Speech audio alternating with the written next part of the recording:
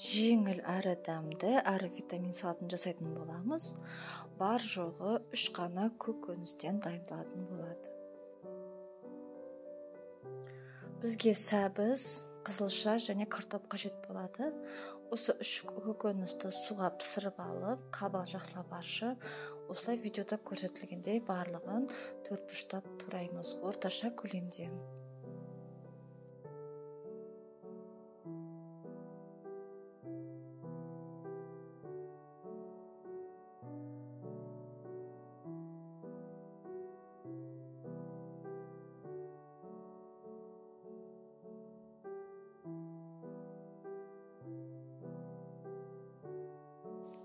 Барлығын турап болғаннан кейін дәміне қарай тұз және сұйық май қосып жақсылап араластырамыз. Сосын дәмін көріп, егер тұзы май аз болса, өз қалауларыңыз бойынша қоссаңыздар болады. Сонымен қатар бұған пиязды да ұсақтап турап қосып жүрсеңіздер де болады. Рецепт ұнаса, лайк басып, каналға тіркеліңіздер.